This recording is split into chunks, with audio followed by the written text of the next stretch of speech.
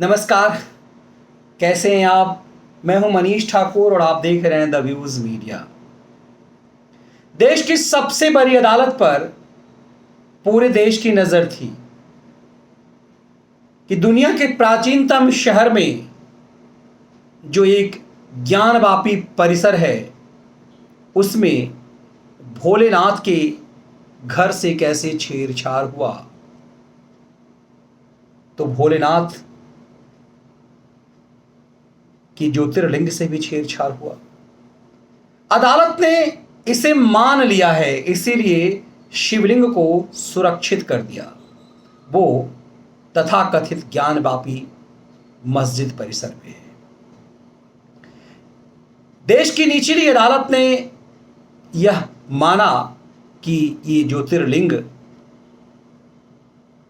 भगवान भोलेनाथ काशी विश्वनाथ का है, इसीलिए इसे यदि ये संदेह है कि जहां वजू किया जाता था वहीं पर ज्योतिर्लिंग है तो इसे सुरक्षित रखा जाए। लेकिन इसी बीच मुस्लिम पक्ष सुप्रीम कोर्ट चला गया, तो उम्मीद थी कि सुप्रीम कोर्ट से वो इस पूरे मामले पर रोक लगा देगा। लेकिन जस्टिस चंद्रचूड़ की पीठ के फैसले ने कैसे इस पूरे मामले में ही न सिर्फ एक दिशा निर्देश जारी किया बल्कि भारत के भविष्य पर मंदिर मस्जिद विवाद को लेकर भारत के भविष्य के लिए नया दिशा निर्देश जारी किया। सुप्रीम कोर्ट के इस फैसले में देश के लिए क्या है यह समझना ज्यादा जरूरी है। दरअसल जस्टिस चंद्रचूड़ भारत के चीफ जस्टिस अगले कुछ महीने में होने वाले हैं और लंबे समय तक वो भारत के चीफ जस्टिस होने वाले हैं। इसीलिए उनके मिजाज को पढ़ना बेहद अहम है। ज्ञानवापी परिसर काशी विश्वनाथ मंदिर के ठीक बगल में है और लगातार ये आरोप लगता रहा है कि मूल मंदिर वही है। औरंगजेब ने उस ज्योतिर्लिंग को तहस नहस किया और वहां एक मस्जिद बनवा दी। मस्जिद ऐसी बनी कि उसका ऊपरी हिस्सा ही सिर्फ मस्जिद का आकार ले पाया और उसका पूरा पूरा दीवाल दरअसल मंदिर के स्वरूप में आज भी दिख रहा है। सर्वे की मांग की गई तो मुस्लिम पक्ष ने उसका विरोध किया कि हम मस्जिद परिसर में किसी सर्वे टीम को नहीं घुसने देंगे, भले ही वो अदालत की तरफ से ही हो। अब अदालत के आदेश और संविधान की दुहाई देने वाले लोग यह कहने लगे कि हम अदालत के आदेश को मानेंगे नहीं, किसी सर्वे टीम को हम अंदर जाने नहीं देंगे। लेकिन फैसला अदालत का था और सत्ता और सरकार योगी आदित्यनाथ की थी। सत्ता का इकबाल था, इसीलिए अदालत के आदेश का पालन हो पाया, वरना उत्तर प्रदेश और योगी राज के अलावा कहीं और होता तो निचली अदालत को उस आदेश का पालन ही मुश्किल था। फिर सुप्रीम कोर्ट तक इस मामले का क्या रुख होता यह कल्पना से परे है। निचली अदालत ने सर्वे टीम बनाई, उसका भी विरोध मुस्लिम पक्ष ने किया और उनकी दलील यह थी कि 1991 के का जो वर्शिप एक्ट है उसका यह उल्लंघन है। अब सोचिए कि सुप्रीम कोर्ट में जो आज दलील थी दरअसल निचली अदालत के फैसले के खिलाफ ही था।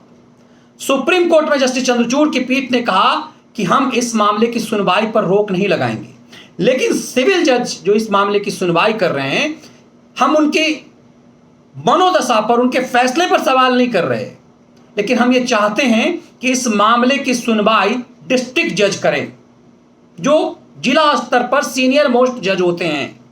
25 साल से ज्यादा का अनुभव उनके पास है और उनकी मैच्योरिटी ये बताती है के आधार पे ही ये उनके पास होना चाहिए। सुप्रीम कोर्ट ने साफ किया कि जिस जज के पास ये मैटर है, जिस सिविल जज के पास, हम उसकी क्षमता और उसकी न्यायप्रियता पर सवाल नहीं कर रहे, लेकिन चूंकि एक भरोसा बना रहे इसीलिए डिस्ट्रिक्ट जज इस मामले की सुनवाई करें।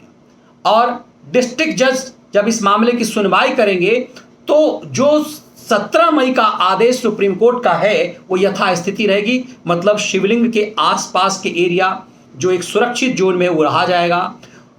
नमाज कुछ सेलेक्टिव लोग उस मस्जिद में पढ़ सकेंगे। वजू करने के लिए डीएम कोई एक ऐसा जगह बना दे, चूंकि मुस्लिम पक्ष कहता है कि बिना वजू के हम नमाज नहीं करते। लेकिन सुप्रीम कोर्ट ने ऐसा क्या कह दिया जिसे समझना बहुत जरूरी है। देश की सबसे बड़ी अदालत ने मुस्लिम पक्ष के वकील जिनने ये दलील दी थी कि ये 1991 के वर्शिप एक्ट के खिलाफ है, जस्टिस चंद्रचूड़ ने कहा कि 1991 के वर्शिप एक्ट की धारा 3 के तहत धार्मिक चरित्र का पता लगाना गैर कानूनी नहीं है। और ये धार्मिक चरित्र का पता ही लगाया जा रहा है कि क्या ये मंदिर जो है, जो मस्जिद दिखाई दे रहा है, वो मंदिर है या नहीं। तो इस सुप्रीम कोर्ट ने साफ कर दिया कि जिला जज को तय करना है आपकी दलील जो है 1991 वर्शिप एक्ट का विरोध, वो निचली अदालत को तय करना है। लेकिन सुप्रीम कोर्ट ने खुद ये टिप्पणी करके जिला जज की राह आसान कर दी और ये कहा कि कानून की धारा 1991 की कानून की धारा 3 के तहत धार्मिक चरित्र का पता लगाना कोई गलत काम नहीं है। हम इसकी छुट्टी के बाद सुनवाई करेंगे, लेकिन जिला जज इस मामले की सुनवाई जारी रखेंगे। सुप्रीम कोर्ट ने इस पूरे मामले में सिर्फ इतनी चिंता व्यक्त की कि ये जो कुछ भी सामने आया, जो मीडिया के मार्फत से जो तस्वीरें सामने आई, जो रिपोर्ट सामने, सर्वे रिपोर्ट के कुछ अंश सामने आ गए, वो नहीं आने चाहिए थे, ये सीधे जज के पास पहुंचने चाहिए थे। लेकिन ये आना इसलिए जरूरी था कि we the people of India के इस देश में ये सच समझना बहुत जरूरी है। प्लेसेस ऑफ वर्शिप एक्ट के आड़ में जो पक्ष औरंगजेब के अत्याचार के पक्ष में खड़ा होना चाहता है, सुप्रीम कोर्ट ने उसे चोट पहुंचाया है। और सुप्रीम कोर्ट ने कहा कि हम लोअर कोर्ट के काम में हस्तक्षेप नहीं करेंगे, हर किसी की हायरार्की है। जब मुस्लिम पक्ष के वकील हुजैफा अहमदी ने यह कहा कि यदि इस फैसले का असर, इस सर्वे का असर देश के कई मस्जिदों पर पड़ेगा, इसीलिए मिलॉर्ड आप इस सर्वे को रुकवा दीजिए, लोअर कोर्ट के इस आदेश पर रोक लगा दीजिए और यथास्थिति लागू करवा दीजिए। सुप्रीम कोर्ट ने यह नहीं माना। यही महत्वपूर्ण पॉइंट है। क्या इस इंतजामिया टीम को, जो औरंगजेब के राज को कायम रखना चाहते हैं, जो औरंगजेब के अत्याचार पर मुहर लगाना चाहते हैं, उन्हें डर इस बात का लग रहा है कि आज ज्ञानवापी मस्जिद का सच सामने आएगा कि वो कैसे मंदिर था, मेन ज्योतिर्लिंग वही है, तो फिर मथुरा और वृंदावन का मामला उठेगा, ताजमहल तक का भी मामला उठेगा। देश के कई इलाकों में जो मुस्लिम अत्याचार, आताताई, गुंडे, लुटेरे, जिनने भारत की सांस्कृतिक विरासत को चोट पहुंचाने की कोशिश की, उस पर अमल होगा। इस बात को समझना जरूरी है कि क्यों मुस्लिम पक्ष के वकील हुजैफा अहमदी ने सुप्रीम कोर्ट से गुहार लगाते हुए कहा कि इस मामले पर रोक लगाइए, यदि ऐसा नहीं हुआ तो 4-5 मस्जिद इसके जद में आ जाएंगे और यह शरारतपूर्ण काम है बहुसंख्य समाज का। ये पूरी धार्मिक इमारतों के चरित्र को बदलने का एक षड्यंत्र है। अब इस बात को समझिए कि सुप्रीम कोर्ट ने इस बात को नहीं माना, 1991 के वर्शिप एक्ट पर रोक लगाने के आधार पे रोक लगाने से भी मना किया, तो किसी असउद्दीन ओवैसी द्वारा फैलाए गए इस भ्रम का भी पूरी तरह से खुलासा हो गया। और यह साफ हो गया कि सुप्रीम कोर्ट ने लोअर कोर्ट को संदेश क्या दिया है, और यह साफ कर दिया कि संसद के उस कानून में एक व्यवस्था है, धारा 3, जिसके तहत धार्मिक चरित्र का पता लगाना अनिवार्य है।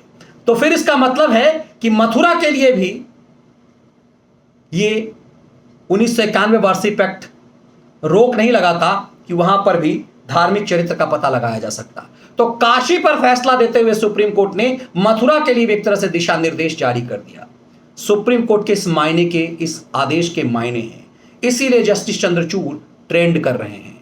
ये समझना पड़ेगा कि जस्टिस चंद्रचूड़ ने अपनी विद्वता से प्लेसेस ऑफ वर्शिप एक्ट पर गेम करने वाले लोग, एक विदेशी आक्रांत अत्याचारी के साथ खड़े होने वाले लोग, उनके षड्यंत्र पर चोट मारा है।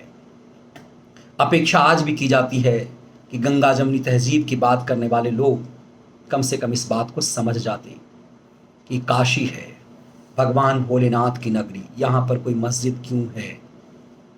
ठीक आज के वर्तमान के काशी विश्वनाथ मंदिर के ठीक बगल में इसके होने का क्या मतलब है? मथुरा में कृष्ण जन्मभूमि के पास एक मस्जिद होने का मतलब ही बताता है कि आक्रांताओं ने क्या अत्याचार किया।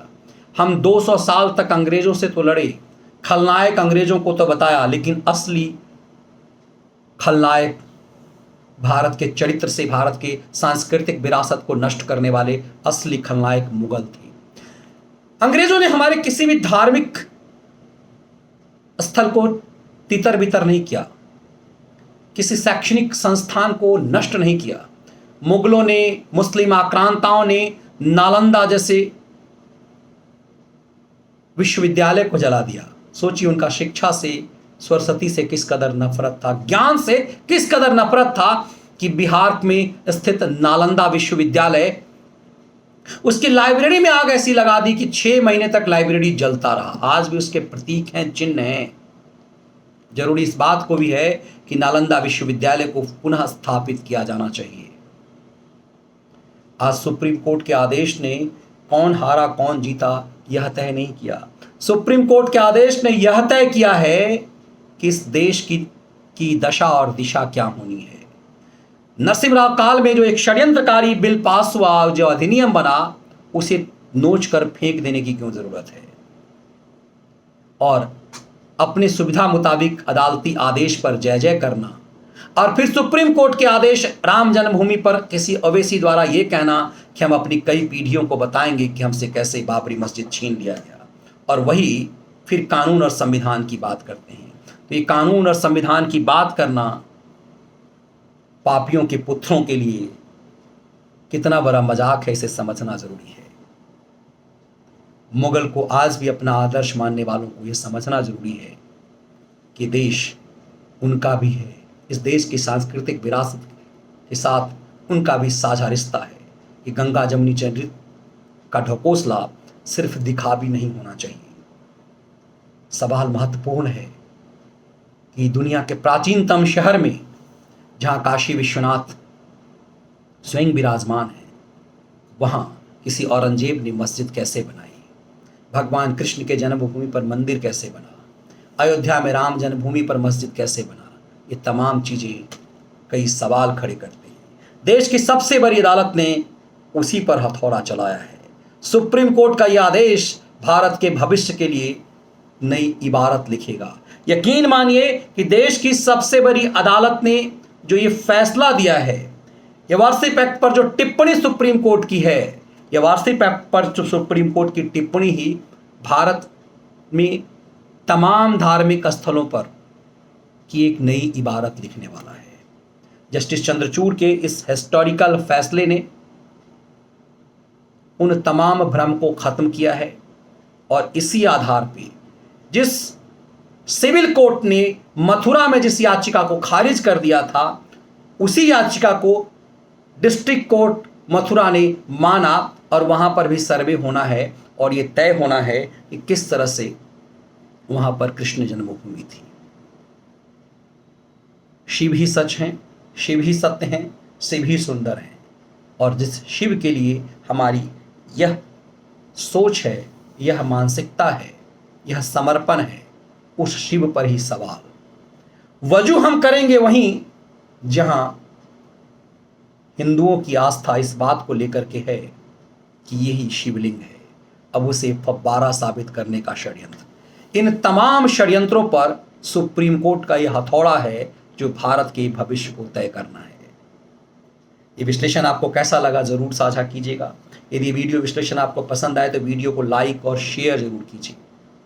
चैनल यदि आपने अब तक सब्सक्राइब नहीं किया तो उसे सब्सक्राइब कर लीजिए। लाइव विश्लेषण के लिए आप हमारे दूसरे channel the Manish Thakur show को जरूर सब्सक्राइब कर लीजिए।